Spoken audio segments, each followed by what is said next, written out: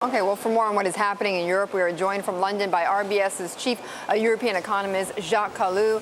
Jacques, great to have you back on the program. Listening in on what Larry Fink said, first off, do you agree with what he says, that if you restructure Greece, you're going to have to restructure Ireland and restructure Portugal? Well, I agree absolutely on the point that he made about the contagion implications, and I'm of the view that any form of restructuring, whatever shape that would take, for Greece would have major implications for the rest of the euro area, in particular for the countries you mentioned, but potentially for other larger euro area economies. I think that the contagion channels are still misunderstood at this stage, and I think it's very, very dangerous to play with scenarios on the reprofiling or restructuring lines, and I think any of those scenarios at this stage still could lead to potential contagion. And so I think from a policy standpoint, it makes more sense to buy time rather than to bring about an imminent restructuring of the debt, which side effects are still misunderstood, I would say. What exactly, Jacques, what exactly is misunderstood? Well, I think it's the idea that looking at secondary market prices as far as Greece is concerned, that this is the restructuring event is fully priced in, and that markets have learned from the past year that about this story, and so it's largely discounted as well in other parts of the system. That's where I would disagree. I think that you have, obviously, the nature of the restructuring is important, but even if you start opening this box of the toolkit about touching the terms of the bonds, I think you then add some risk premium in the system as far as potential restructuring elsewhere, and that's not priced in by the market at this stage. So what we're hearing from Europe this morning is very interesting. There is increasing noise that some backstop, some bailout too, in a sense, might be deployed for Greece, which is trying to buy time, actually.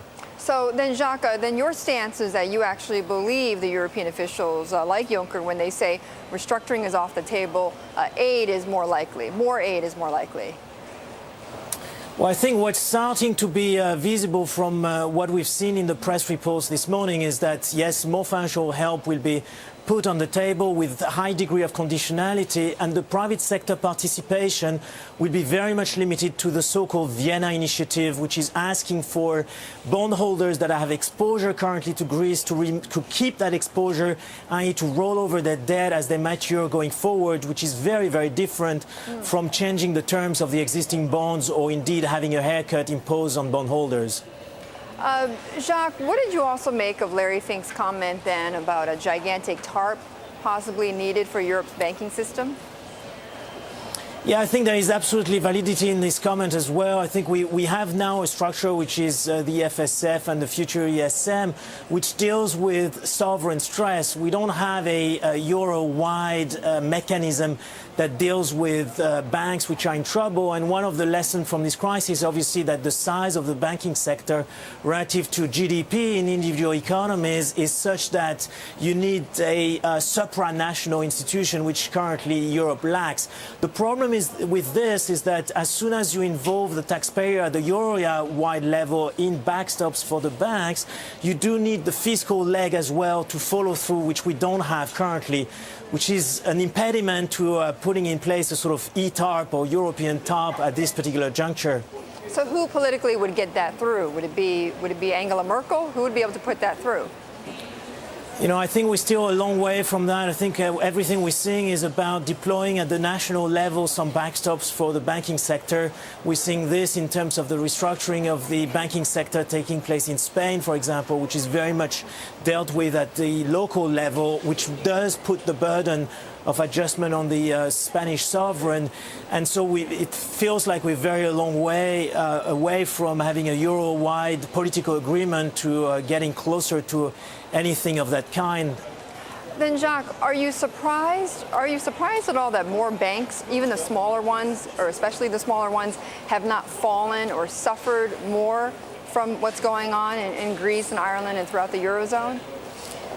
Well, we obviously have a huge amount of liquidity in the system, which is provided currently by the European Central Bank, which has prevented a collapse of the banking sector in the countries which were under sovereign stress. And the ECB lending provisions have allowed those banks to continue operating under stress conditions and are currently operating on the basis that these liquidity provisions will remain in the system.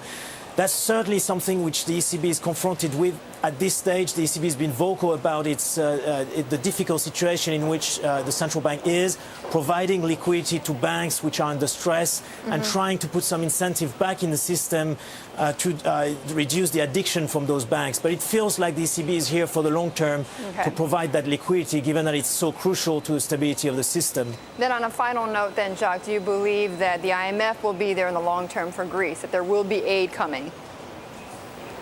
Well, there is transition obviously taking place at the IMF, which is important at times of crisis and might increase some uncertainty about the resolution of the crisis. What seems to be happening here is that the IMF over the coming weeks are going to make announcements regarding their assessment, and they will obviously look for the Europeans to put some cash on the table so that the fifth tranche from the IMF can be disbursed to Greece, which is my expectation. Okay. Jacques, thank you. Jacques Cailloux from RBS joining us from London.